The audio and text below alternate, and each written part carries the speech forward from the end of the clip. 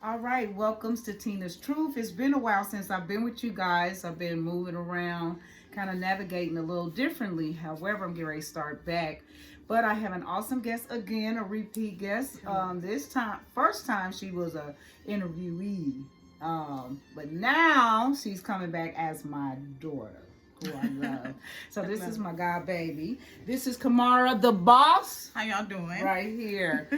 We gonna jump right into it. So Kamara, tell me what's going on with you and what you do, and let my audience know who you are. Yes, so my name is Kamora the Boss. I am a digital marketing business promoter.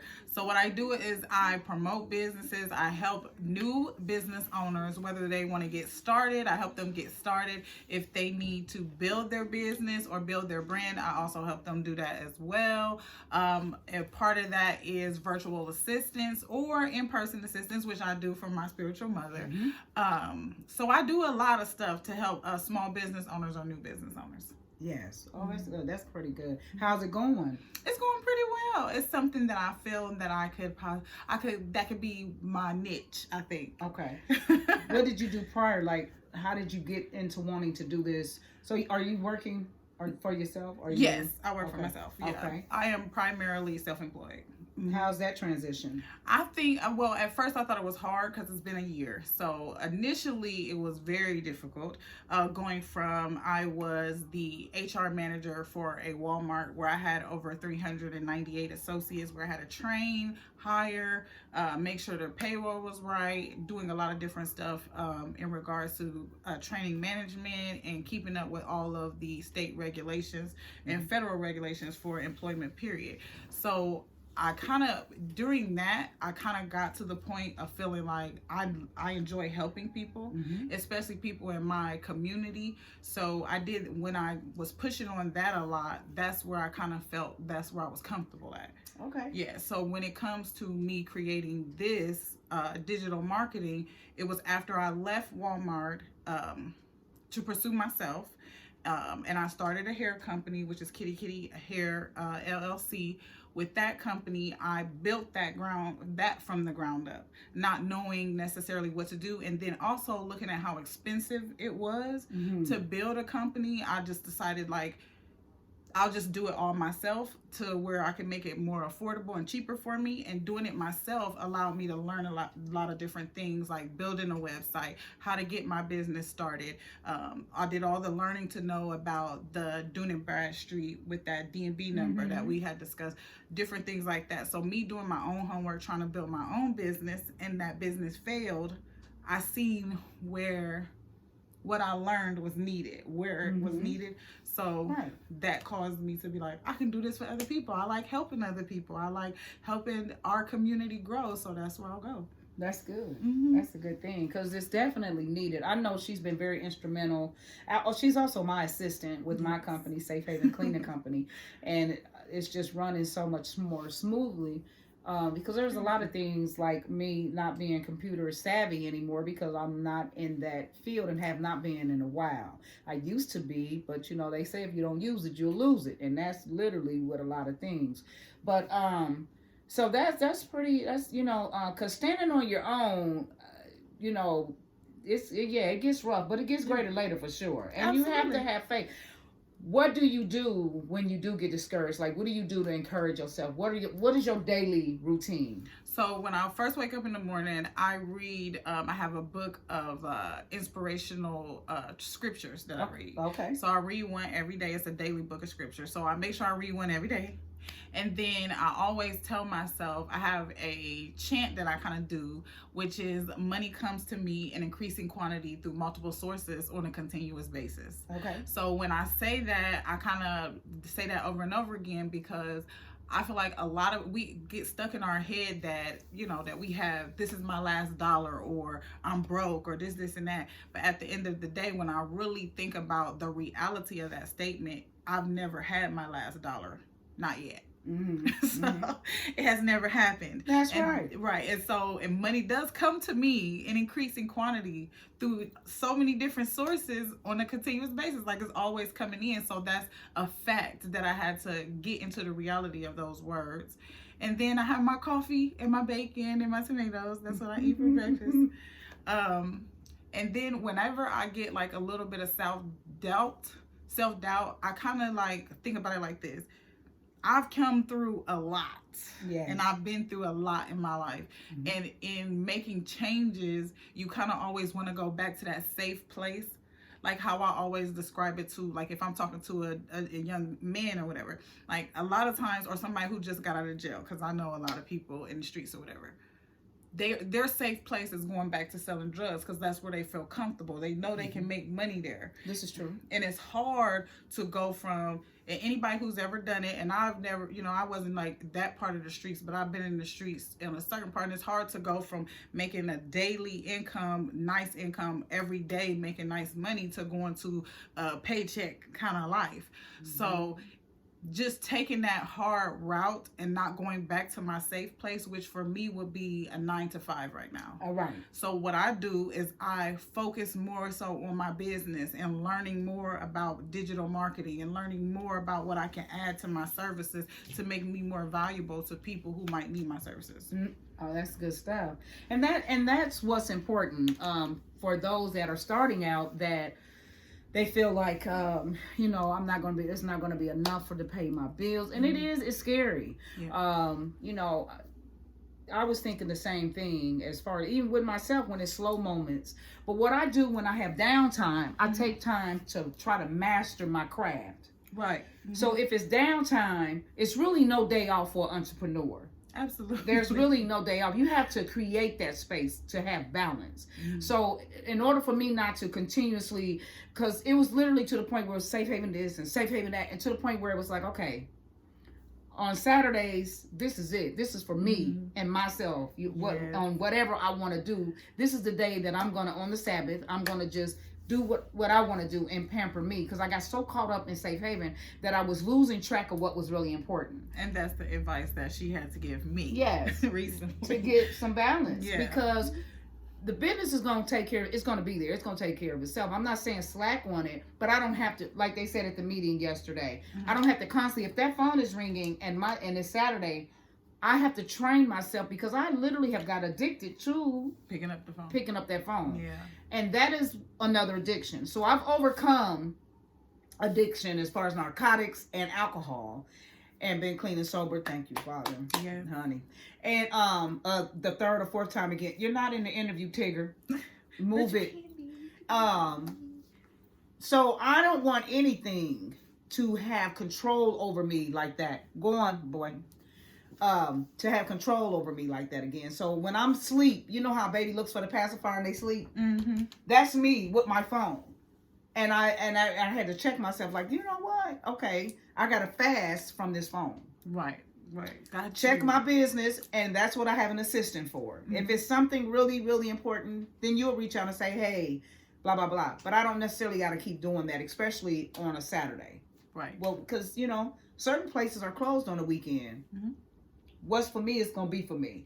I don't even look at it like, oh, I missed that money.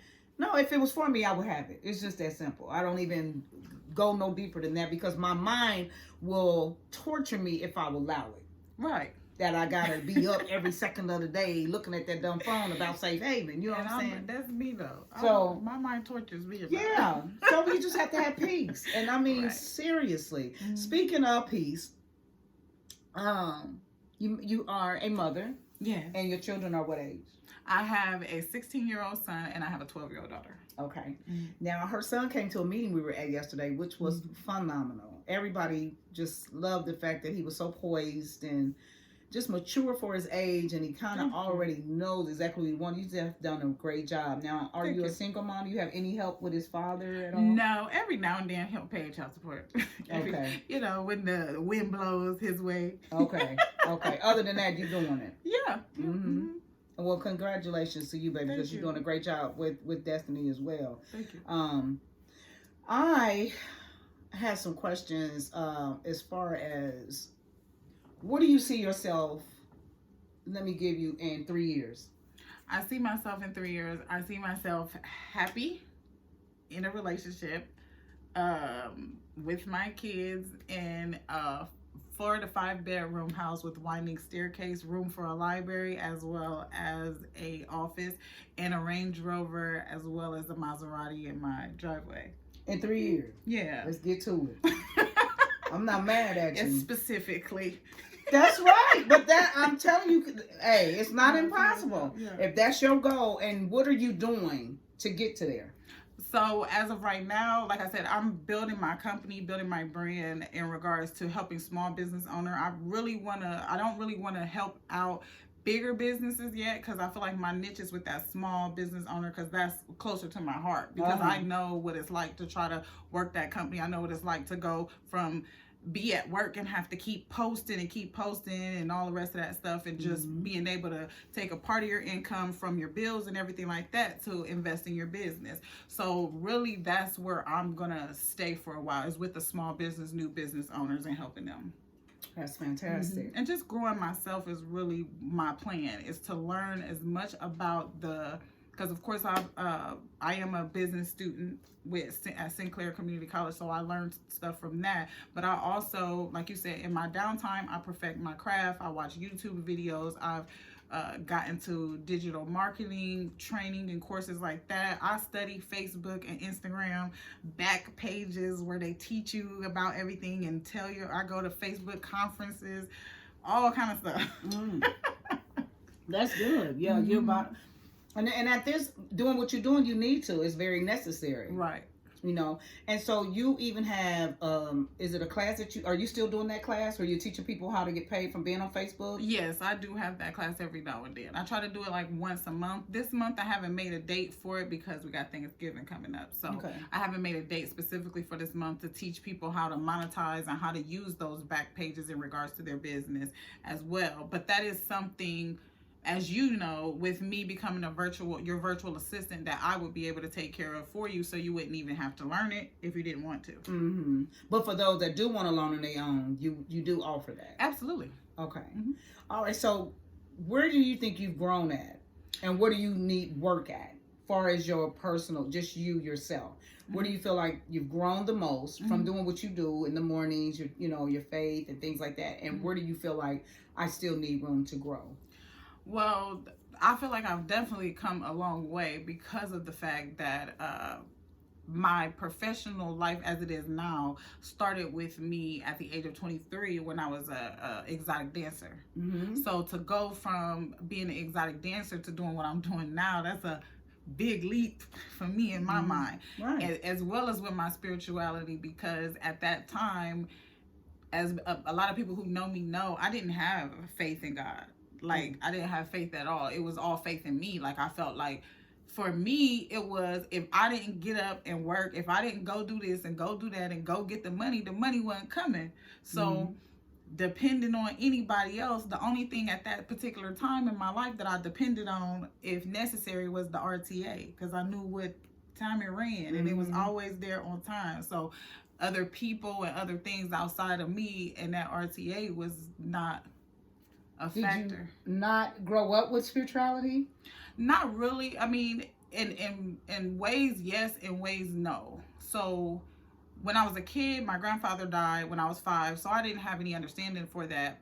And I asked my mother where he had went. She said that he didn't go nowhere. There's nowhere that you would go. But then as time went on, my mother, being a young mother, looking for her own spirituality, she kind of went through different changes. So I've been a Christian, I've been a Muslim, I've been 5%er, I've been Hebrew Israelite. So I do have intricate knowledge in regards to all of those different kinds of religions now.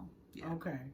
Okay. And was it confusing? Is that why you said, you know what, I just don't believe in anything but myself? At the time, it wasn't confusing. It was more so when I felt like I believed in only myself, it was because it was a lot of other factors that was going on, such as, like, I was always alone. So when I was always alone and not necessarily having any physical being or any physical thing to help me at the time, when I was, a single mom with a son at this point, I just felt that way. Like, there's nobody else but me and my son. I even expressed that to my family. Like, y'all ain't part of this circle. Y'all don't understand. This is just. But something got you to to that? Like, what transpired that got you to that? You understand what I mean? Like, where you became isolated. I was isolated. That's what it was. It was the fact that when I was alone for these years, because a lot of people don't understand, I have been isolated for about 2 to 3 years. So I lived in a place that was pretty, because of a relationship that I had. So basically, out of this relationship with my son's father, he put me in a house in a neighborhood that was really nice and everything, but it was far away from all of my family members. Not far enough that they couldn't get to me, but far enough that they didn't bother to come to me. Gotcha. So then he was my only visitor. So when he went to prison, all of a sudden, I just noticed, I didn't get any notice. It was just, he stopped coming. So during that time of me staying in that house, which about 2 to 3 years, that whole entire time, I was isolated. Just me and my son, nobody else, maybe the TV, but just me and him. And it just taught me over that time that being alone and by myself was not necessarily a bad thing, but it did foster that coldness and that toughness. Because I know when I did start to come back around people, a lot of people told me I was cold and hard, and that's what I'm saying. Come on, why did the hardness? Where is that? You know, a lot of people get with their guy and they stay to themselves. You know what I'm saying? I know. I don't know I don't think I've done. I don't know. Maybe I did, but I've been where they, you know, was far out. But I guess I've always still, when my granny and them was around, I came around. But I'm saying, was there not a strong dynamic family structure to begin with, which made it? I don't think so. It wasn't. It couldn't have been, because I wasn't far enough out of reach. Like, I wasn't hours away. That's right. I might have been like 20 to 15 minutes away, which is not really that far. That's what I'm saying. But yeah, no. Because nothing's going to keep me from mine. Right. You know, even though my nieces and nephews may live in the city or live out of the state or whatever, or they know that they can always come here. You understand what I'm saying? And if they need me, I'm going to come there. I do try to have functions where we all come together. I used to have them all the time. You know, and I think now that they're even getting older, I think with their own family, they're starting to see that family is important. However, if there is a family member or members that that subtract from me versus adding to me, then they're not welcome. I have to love you from afar. Right. You understand what I'm saying? But I mean, the overall family structure, I was raised where everybody went to my granny's house. You know, that's where the family. Okay, so that's what you see what I'm saying? Like, was there a safe place, like where you went, where everybody went to Congress? Even if I didn't deal with auntie and uncle, we all dealt with granny. No, see what I'm saying? And that's what I want. My place to be. Like, you may not deal with that sister or that brother. Even I hate that kind of, but it's real. Right. Even if that's the case, they know they can come to Amy's house and it be, you know what I'm saying? And like yourself. Now, that's what I want that to be for you here. Right. For you know what I'm saying? For you to have somewhere that even if you are 20 minutes away, that's not too far. Nowhere is too far. Because I'm gonna tell you something, D. People do what they want to do. Absolutely. But all that, now they want to stay on good graces with me. Let's just keep it 100. Right. I'm busy because motherfucker ain't nobody. I don't care if you got 99 kids. Nobody in the world. That's the busiest person to me in the world. They just got a house full and they working and they trying to keep up with all these kids. But even that mother gonna take time out to do something that she want to do. Right. Even if it's just to eat. If it's just to eat. She's making sure. If it's a phone call to somebody that she want to talk to. So when people say, oh, I've just been so busy and okay, that's because you didn't want to, and that's fine. But don't make that be the reason on why you just didn't want to. Right. It's just that simple. It don't mean that you don't love me. You just haven't called. Well, for me, I would say that it would have to be a factor of, to me, it's not I don't know. For me, it's just not a thing. It's not to reach out.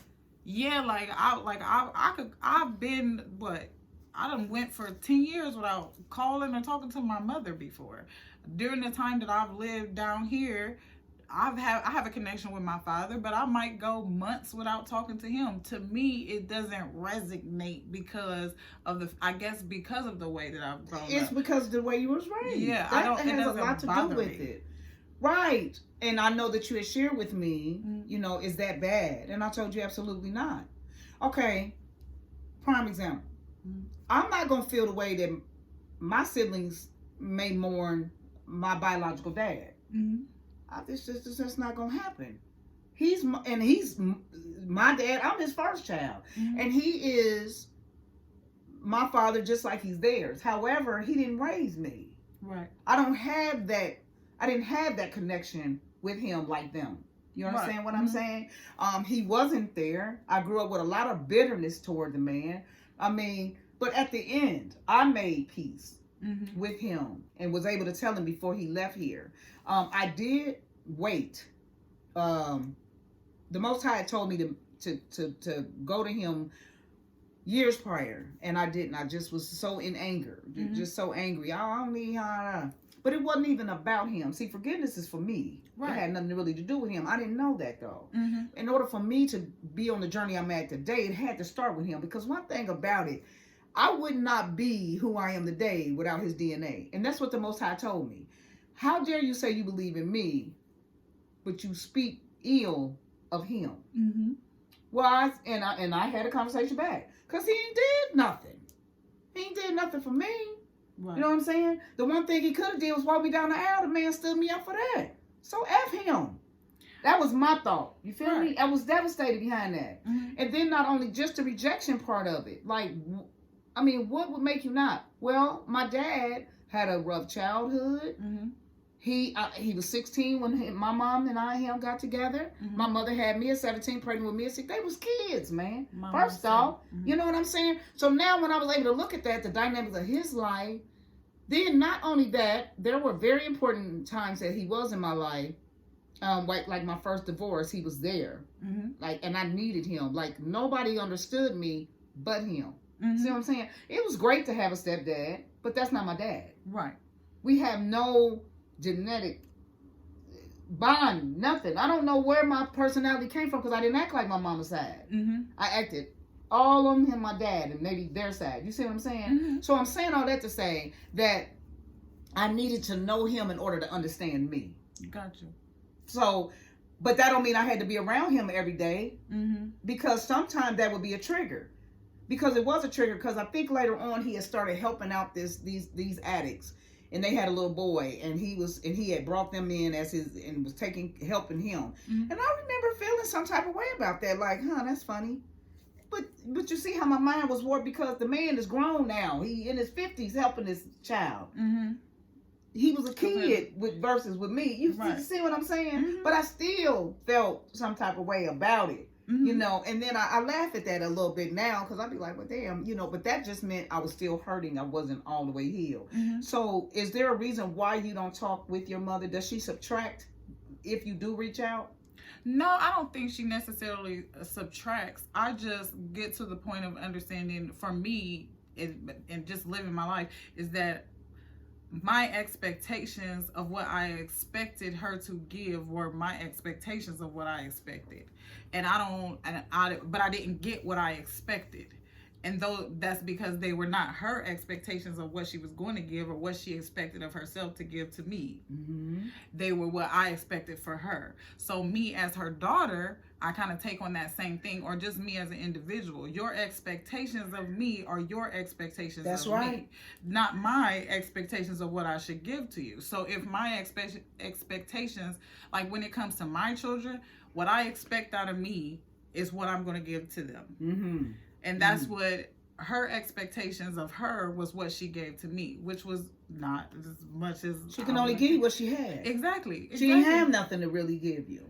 Yeah, I mean, you understand what I'm saying? She didn't even have the maternal, if I may say so, if that's what you were saying. She didn't have it. Just because she had a child didn't make her have, some women, they just don't have that. The maternal thing to bond with their children like that. And so she was giving you... I think she had the maternal part of it. I feel like it was something else definitely missing that she missed. because her father did die, and that was like somebody who was very close to her. So I think that part of her was something that she looked for. And me, I just got to the point of understanding like I don't know, when I got to the point of realizing like if it was a love of a man that I needed, God gave me one, and he's 16 now. So the love of a man is something I would never need, because I'll always have that in him. And I guess, like I said, my expectations was when she had her first child, who was a boy, for her to accept that as the love, but those were my expectations of her. So I'm not angry with my mother for anything that ever went on. I'm not angry with her, because I do understand that, like I said, those was my expectations of her, not her expectations for me.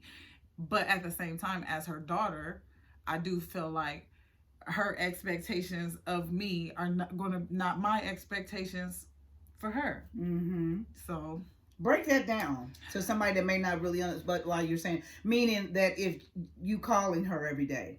Yes, I mean, she like, I'm just hypothetically speaking, if she may want you to call and you're like, no, I'm not doing that. I mean, like any mother, period. Like at the end of the day, like if your expectations of your child is to come home every weekend and hang out with you, but your child is not thinking that they need to do that, they might think, I'm expected to call my mom once a week, not go to her house every week.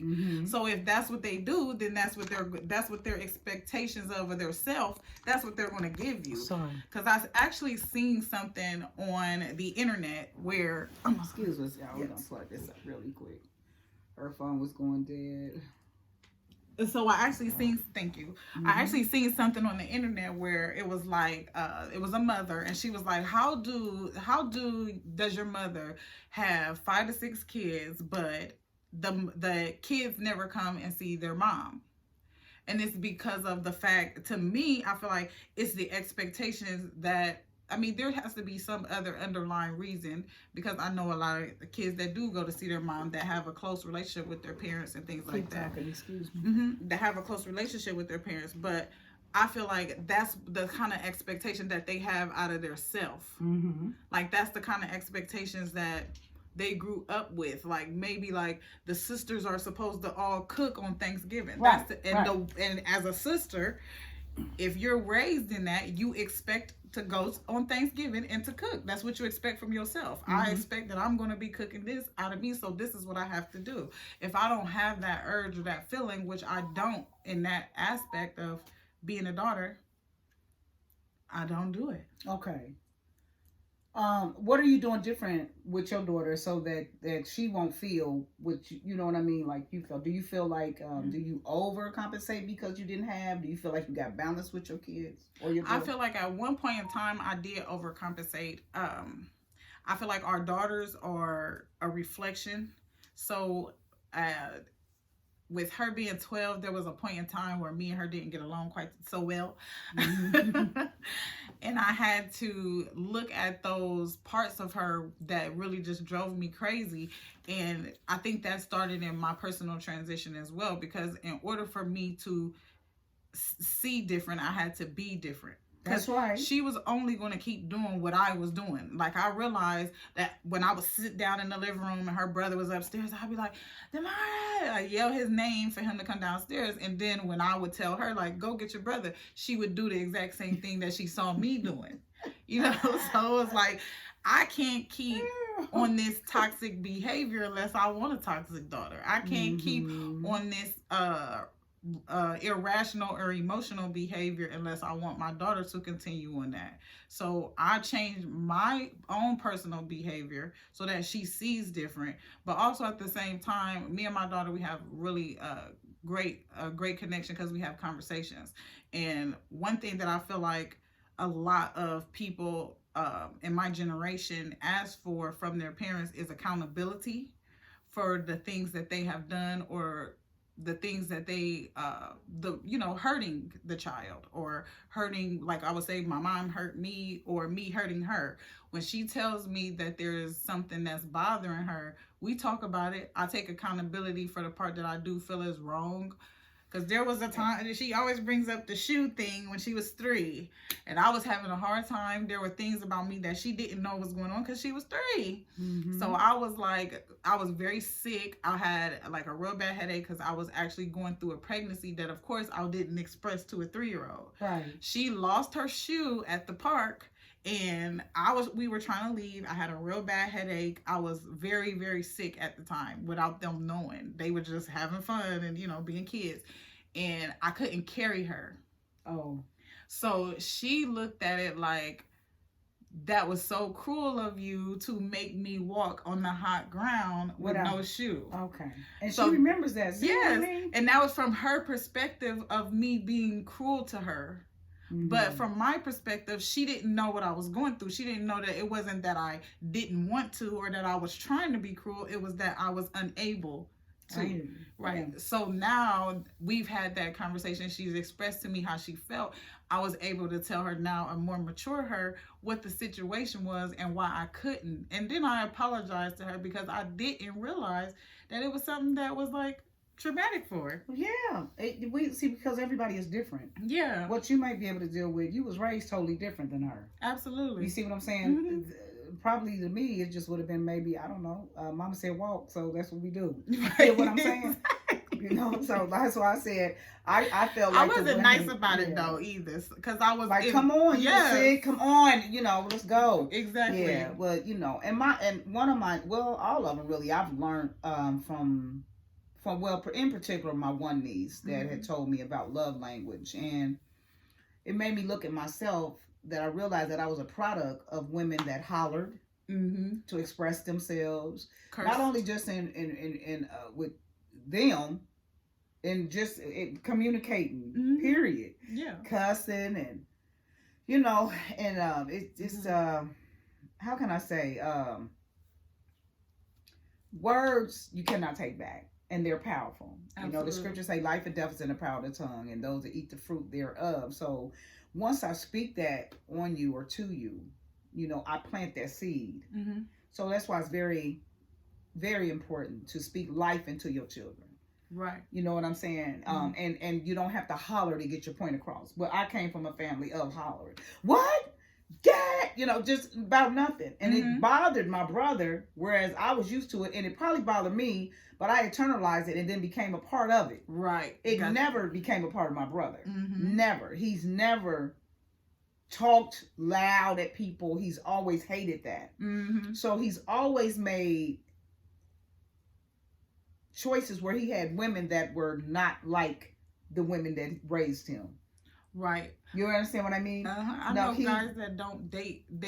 I know younger men who choose not to date black women because of their mother and aunts. That's right. Now he has two kids, two children's mom that are he has his biracial children with. Mm-hmm. Then he married a Caucasian woman. Mm-hmm. I don't think, but then he was also, and you know, he's also dated black women, but they are their temperament. Yeah, it's nothing like the women that he was raised with. Right. Even the black women. You understand what I'm saying? Mm-hmm. And so, you know, a lot of times they say, you know, yeah, that's why you with that white woman because this and that. But I want white women don't play because his first baby mama showed didn't. She wasn't going. She'll crack him upside his head. Yeah. She wasn't playing with him. And I done fought them. Like, I done got in a fight with them. Mm-hmm. Like, they wasn't scared of me. Like, what, you know, hey. So, it's just who you are. But he really stays away from any woman that... He's not even going to try to talk to her if he see that she loud and talk down. He's not being bothered with nothing. And I also talked with like a little brother to me. He said, I'm not never dating anyone. I don't care how big her booty is, how pretty she is, how much money she got. I'm not dealing with no woman that don't listen and that is just loud and just don't know how to talk. He said, because I know me. Right. You know what I'm saying? And I'm not going to be able to handle that. Mm-hmm. You know what I mean? And so I was like, well, you still ain't got to put your hands on. He said, but see, that's why I'm not even going to deal with it. Right. Mm-hmm. Because I don't know if I may be able to not. Right. You know what I'm saying? I take that approach when it comes to my son because I don't want to, like, me growing up, And just like different people around me, they believe that by them being single mothers, that when it comes to their son, they gotta punch him. All that, yeah, we talked about that. Yeah, Call I him, don't do that. Yeah, I don't do all that because I feel like I don't never want my son to get used to no woman putting their hands on him because it's not happening. Right. No, right. It's not happening. So don't get used to your sister hitting you. Don't get used to me hitting you. Nobody. He is a growing man, so me and him have conversations. Sometimes he put me in my place because he is mature, and he will say some things that'll make you be like, get you all the way together. Yes, he do. He's a Sagittarius, so you know they be real with it. Oh, I just think I'm proud of you, baby girl. That's pretty good. You know that you're not allowing your circumstance to determine where your life journey is going. Mm-hmm. You're being something different. Yeah. And that's powerful within itself, because we all, like I'm saying, as far as our culture of people, like saying, like when we were at the business meeting and they were saying, you know, about investing, and then you got some people that like to bury their money. And when I said, well, some people's comfortability is burying their money, mm-hmm. because that's a generational thing that has been going on for years. They didn't trust the banks. And so they would bury their money in the mm-hmm. backyard. But like Peanut said, when you do that, it can't grow. Right. So the purpose of money is to get it to growing. So what are you doing as far as even in that? Like, are you teaching your children about finances and having respect for money and what to do with money? I saw it. Of course, I saw the baby at the thing, but is that something that you do on a daily? Yeah. Is it to train them and teach them? Because if I know if I had somebody, I'm thinking if my life was different, but because I was in the streets, mm-hmm. I just was reckless. I had no respect for money at all. Mm-hmm. Like even now, my money is through all in my purse. That's a clear indication of somebody that has no order about certain things. Mm-hmm. See what I'm saying? And I've learned that even when I go into somebody's house to clean. Mm-hmm. The way your house look is how you feel. Yes. So if you're a busy person and you're constantly on the go and you're working and all you have time for is to change your clothes, get up, go, you're eating and leaving, mm-hmm. your house will display that. Right. Whereas you got some people, like my mother, regardless, it'll drive her nuts for that pants or that sock or whatever to be there. She has to have that because she's always been a woman of order. Mm-hmm. That's why I've always said when people claim to me, their kids are getting on my nerves, I'm stressed out, I can't do it, and the house look a mess. And I'm thinking, our house never looked a mess. Mm-hmm. My mother, because we learned at an early age, I'm talking about little, pick that up. Mm-hmm. You know what I mean? At two. I'm trying to tell you, literally, I remember picking up stuff and learning to put stuff away. So we were trained how to do that. Right. Now, when I got 18, I was so glad. Mm-hmm. I was 17 when I got my own apartment. I was still in high school. But girl, I just let stuff flow. It was horrible. People came in my apartment like, what the... You know, I mean, I just let it flow. I was the opposite. Like, it was always clean. Yeah, mine was the and I had roommates. And they used to keep it dirty, and I go behind them and clean it. Yeah. See, I was by myself, and I think too, like I said, that's how I felt though on the inside. Mm-hmm, mm-hmm. And that's why my house really displayed that, because you have to realize I came from, you know, an abusive household, somewhat at times. Mm-hmm. The lack of my father being there, just grew up really, really fast. Had already engaged with a lunatic. You know, that was very abusive. Mm-hmm. So I was still trying to figure out what's going on. Even though I was young, I had been through a lot of horrific things. I had molestation, abortions, domestic violence, all type of things. By the time I was 17, I had already been through all of that. Right. You know what I'm saying? Mm-hmm. So there was no therapy, like I was saying. It wasn't talked about. You know, you just moved on. We just move on. Nobody really just deals with what's going on here. Mm-hmm. They looked at, she got a temper. She must get that from her dad. There's a reason why I'm angry. Nobody took time to even find out, get to the root of it. Mm-hmm. So I'm just so glad to be in this space. And that's why I'm saying I'm so proud of you in engaging in that. What would you tell a young lady now? What advice would you give to some young sisters that is a young mother, mm-hmm. that wants to start her own business? You know, just what advice would you give? Say, for instance, she's with a guy that is just not, you know, he's not right, mm-hmm. and she just hanging on because it's her baby daddy. Right, that happens a lot. A whole lot. So, okay, just to go back to your first question in regards to whether I teach my kids financial literacy, for me, I felt like I got an understanding of it in my lifetime. I do understand that the people before me didn't. So my mother, she was pretty cash, no credit, all that kind of stuff. That was my mother. Like most people. Mm-hmm. So with that particular part, I feel like me getting that financial literacy and understanding is something I have to pass on. It's not necessarily if I want to. It's something I have to in order to secure my family's generational wealth. Because even if I make $1 million in my lifetime, me being the age I am is going to go to my kids, and I wouldn't want them to spend it all. So I have to show them how to manage it so they can stay wealthy. Exactly. So that's that. So yes, I teach them because I know. I wish somebody would have taught me younger, so I'm gonna teach them as young as possible. Mm-hmm. When it comes to me with a woman who is a younger woman who is looking to start her own business, I would say, honestly, there is no right time for you to start your business. There's never going to be a right time for you to start your business. There was no right time for you to become a mom. There was no specific time. Whether you have all the money in the world, you might be too busy or whatever. There's no right time. It is right now.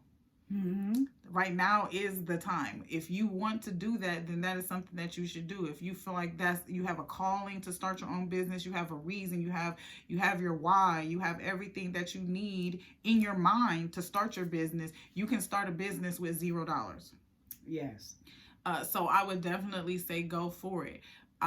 In regards to being a young woman, the one thing that I will always tell a younger woman in regards to just life in general, for me, I feel like the most important thing for me was to have that alone time with myself, that solitude. At one point in time, it made me hard, it made me cold, and think of, certain things in regards to what I didn't have. But over time, as I grew, the life that I have right now would not exist had I hung on to the things that I didn't lose. Mm-hmm. So That's right. if I still was with my baby daddy, I wouldn't be happy with the men that I'm with now. Speaking of. Yeah.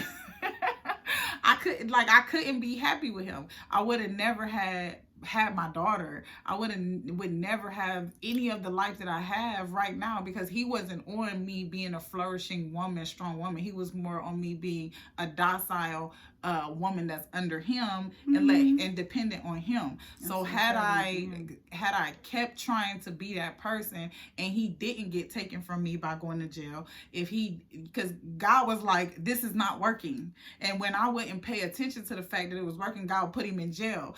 A lot of females think that, I'm a hold on to what's been taken away from me. And for me, I'm going to tell you, let it go. Have I held a dude down while he been in prison? Yes. Was that a smart idea? No, because I could have moved on my life a lot faster. It wasn't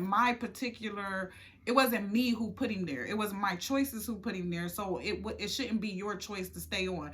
I know that a lot of people are going to be like, oh, that's not this, that's not that. But I'm going to tell you this, and I'm going to keep it all the way 100 right now.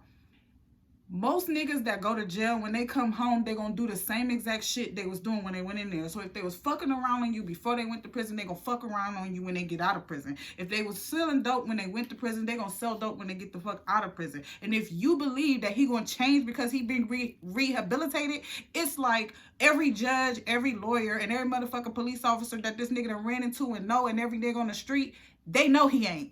You the only one that don't. You the only one that think that he's going to change because he went to prison. Because you held him down. I done held a nigga down that got shot. I helped this nigga walk. I wiped his ass when he shitted, pissed, whatever. Then I helped him up so he can get up and go fuck the next bitch and do the same shit all over again. I wasted my time. And you wasting yours. Get back. You wasting yours. I'm just gonna keep it 100 with you. But I can't tell no woman that. You gotta see that for yourself. You have to see that for yourself. And being alone, like I said, being alone for me, it helped me understand that I'm not alone. Because in those times that I thought that I was doing everything on my own, when I said that I didn't believe in nothing but hard work, a lot of the situations that I put myself into when I was out doing my thing and doing different things, I could have got killed in, I could have got hurt in, I could have been a co-defendant on a lot of shit where I was never named in no cases or anything. And I attribute that all to me, but really it had to be something greater than me, because the next bitch got hemmed up in all of those situations that I didn't get hemmed up in, because God had me at that time and I just didn't know it.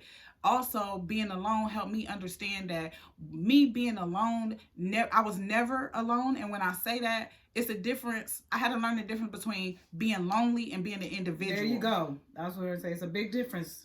Yes, between being alone and being an individual. Mm-hmm. Like when people be like, I can be in a room full of people and I feel lonely. It's not that you are in a room full of people feeling lonely. It's you're in a room full of people and you separated because you're special. So that's why you're not understanding what this conversation is about. That's why you can't join in with that bullshit, because you don't, your soul is not going to co-sign fuckery that you're not supposed to be a part of. Mm-hmm. So that's why you feel alone in the room, because there's no like minds around you. That's why it's very, very important to be around like-minded. Yes. Very important to separate yourself from the foolishness. Yes. There's just, you cannot be saying, I want to strive and build my business and become a millionaire when I hang around somebody that has no goals, no drive, that's not doing anything but existing. Because I want to live. I'm living. There was a time that I only existed. So I know the difference. You know what I'm saying? I was caught up. So when you're living and you're making moves and you're transitioning, people are going to fall off. People that you didn't know out of the blue, they done fell out. Well, I speak that every day.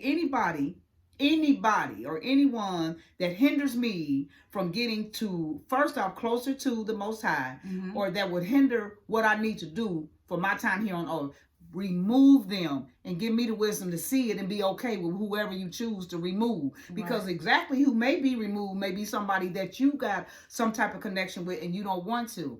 I had a girlfriend of mine that said to me, when God would open up a door for me to leave and shut that door with this relationship with this guy, I would climb through the basement window to get back to the nigga. Now see, that's what I'm saying. When I had people ask me, why did you stay in those horrific situations? My therapist said, I said, I don't know. And so going to therapy, he said, well, that's all you knew. So I thought back.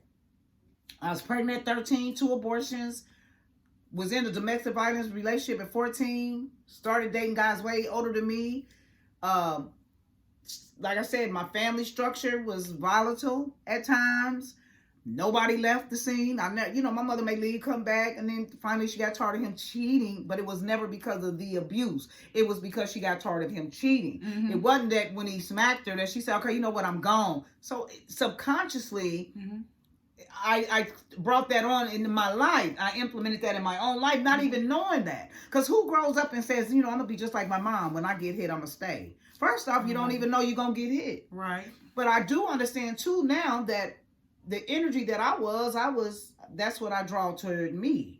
I used to speak that I wanted a dog. I wanted this nigga a dog. I used to speak that. And that's what I got. A nigga. See what I'm saying? I mean, wasn't had no man. You know what I mean? But then too, me and my mouth, and I understand now that they need to be nurtured as well. And even if I am hurt, he didn't realize what he was dealing with. He was dealing with a sister that had came from, like I said, molestation. I had been raped. You know what I'm saying? I had addiction. He'd been through all kind of stuff. And so now I know what I bring to the table, which is the whole table, the chair, the plate, the fork, the cup, the whatever. I bring it all to the table spiritually, you know what I mean? And I'm building my finances. So I'm single now because I just want to have more. And I wanted to totally heal before I jumped into another relationship. That would be unfair. And it was been unfair. And I've actually went back to a lot of my exes and told them, forgive me because I played a part. First off, that no one had me kidnapped, even though I have been kidnapped. But they didn't have me kidnapped. I stayed on my own regard. You understand? I get that, yes. I stayed.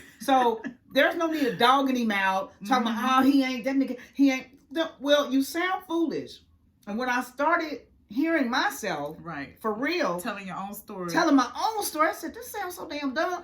You stay. Yes, like you stay with him. That's my thing, is like when you do hear somebody, I think for my generation, I don't know, y'all can make it in the comments, let it be known in the comments, but we tend to be told, like, if you don't stick by your man when this goes on, then you ain't down, then you ain't loyal, you ain't this, you ain't that. But at the end of the day, I had to really ask myself, like, if I love me, then why can't I be loyal to myself when myself say it's time to leave this nigga? Why can't I trust myself when I say, I know this ain't right for me? I know. And what I was doing is I was being more loyal to him, because when and being more loyal and trusting to him, because he like, I'ma fix it. It's gonna be all right. And instead of me trusting me, like, nah, bitch, this ain't gonna be all right. He gonna do it again. I'm trusting what he's saying over trusting me.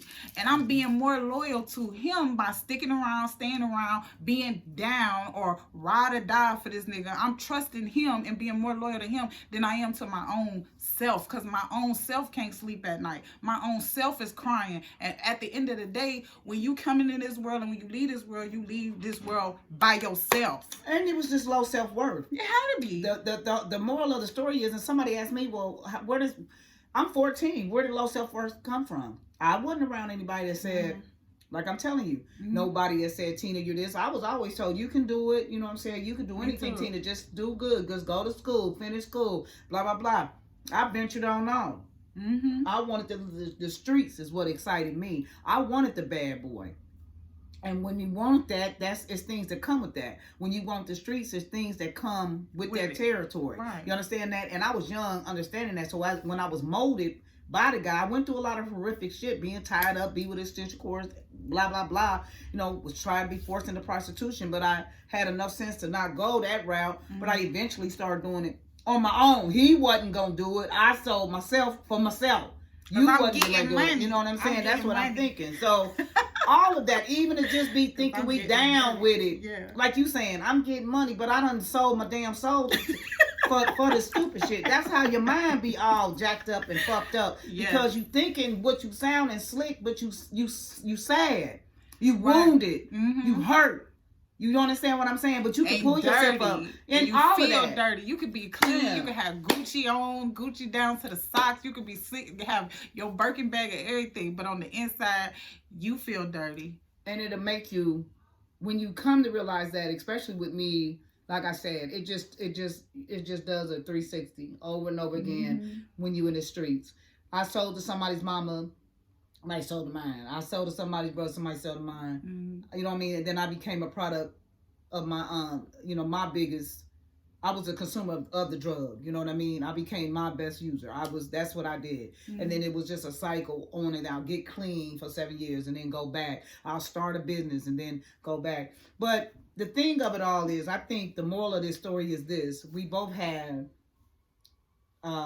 powerful testimonies on where we've come from, even though there's an age gap. However, they're similar. Our stories are very similar. And the goal is that we're on the right path now. Absolutely. And we're doing something about it now. So anybody can change, any age, it don't matter. If you are in an abusive relationship, which that's all I was in. I didn't even know that they were abusive, to be honest, because I was just so used to it. I could be abusive. Time I see something in your phone or something, you subject to get smacked up out your sleep with anything, or a pistol in your mouth. I don't know. I'm just saying. So I was good for that. Saying that it's not just them.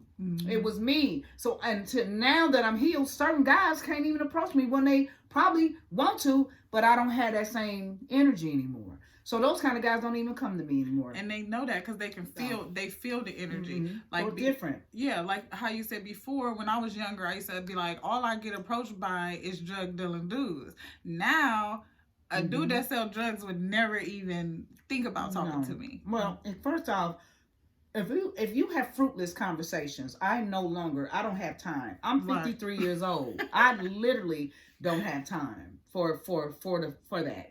You know, if you still talking about how big my butt is and stuff like that, I know right off the rip, I don't want to talk. Yeah. You know what I'm saying? Bless you, brother, though. And I wish you well. And I mean that with all of my soul, because I do love people. But you're not for me. So, and that's just cool. And yeah, That's just one of those things. But I'm just glad. First off, this conversation was dope. Yes, Let me just say that. Mm-hmm. It's real. If you're in a volatile relationship, please leave. They have Artemis. Reach out to somebody. It ain't about snitching on your man, baby. It's about saving your life. Mm-hmm. And then if you got children, my brother and I still go through traumatizing. If I hear a bump in the middle of the night, I still wake up with my heart beating fast because that's how we got woke up at times in the middle of the night with my mom and dad fighting. So I would get up so nervous. And so I get that same feeling. I'm 53 years old and I still get that same anxiety, that feeling when I hear something, like it could be something falling out the cabinet, but I'll wake up with that. It reminds me, it triggers me of what happened. So leave. If you want to stay, you stay, but try to get them kids to a safe place if that's what you in. But we would want you. And not only women, there are some men that get abused. Right. You know what I'm saying? You have to leave that system, man. You can't just continue to keep getting your hands put on you and all that, and disrespecting you, talking to you crazy. You worth more than that. You worth more than that. But the thing of it all, like we said, we didn't love ourselves. Mm-hmm. So how can I expect you to love me? I cannot.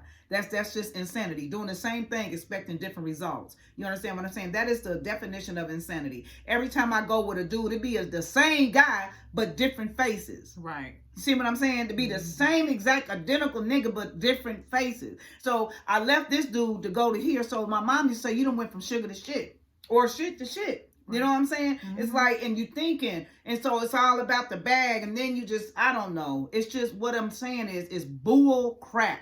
Love you, learn to love yourself first. And that's what I did. 5 years ago, I said, I'm going to learn to love myself for real. Mm-hmm. Not because, they got this wig on, you know how to put your makeup, because I knew how to wear a mask.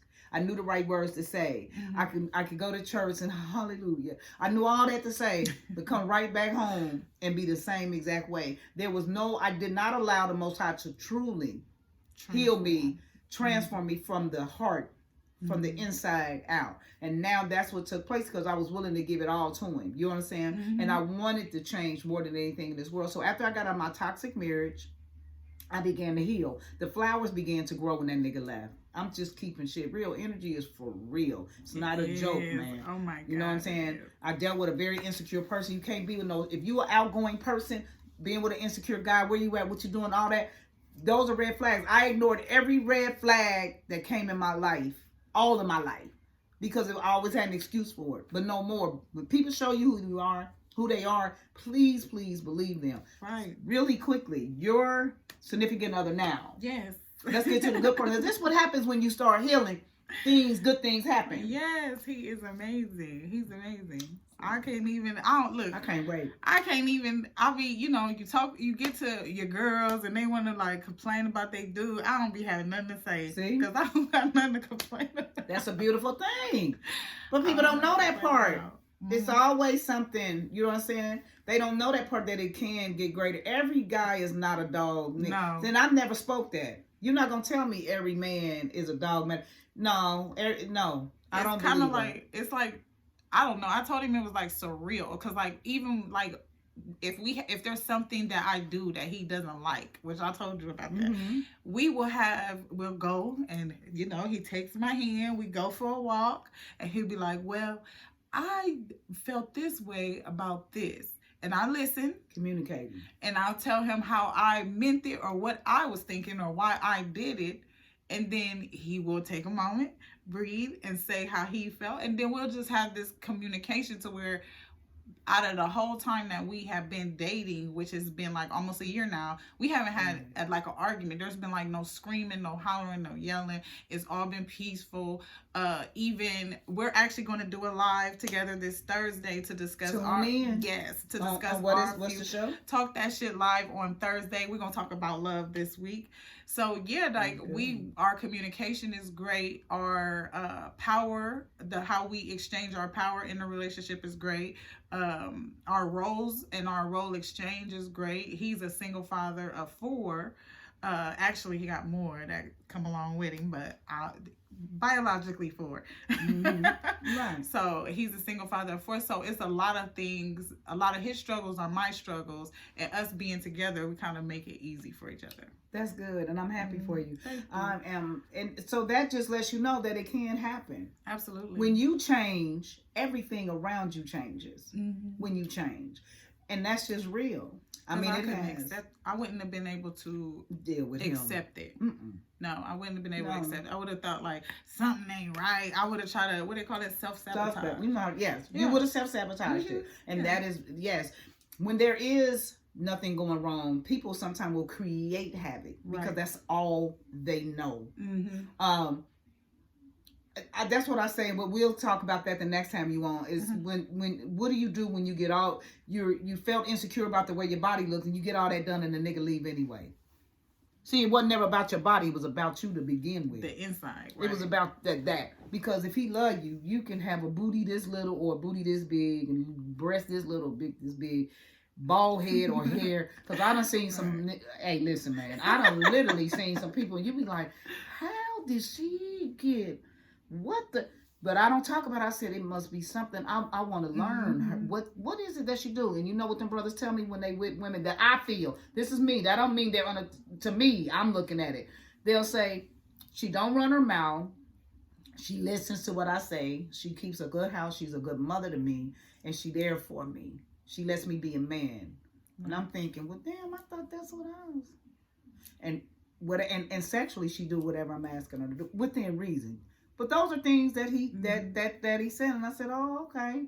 So, hey, you don't never know why people with people. But I know one thing, that when you're doing good, and like I said, and you change, everything changes around you. That is going to sum it up with us with Tina's Truth. This was I enjoyed that. I love my guest, Kamar, the boss, my baby girl Danielle, honey, who I love so much. God gave me, and let me tell y'all something. I don't have any children, and I prayed for children, right? And here we thought it was about the interview when I was interviewed on her show. It had nothing to do with, you see how strategically the Most High did that. So now she's came in my life. What she needed is what I needed, and now we're together. Now I got grandkids, all kind of stuff. So it's a beautiful thing. I'm excited about my journey, baby, and I'm not looking back. So if you had an addiction, you can look at me and be like, if she can do it, I can do it. If you've been had an abortion, if you're feeling bad about divorce, I've been divorced twice.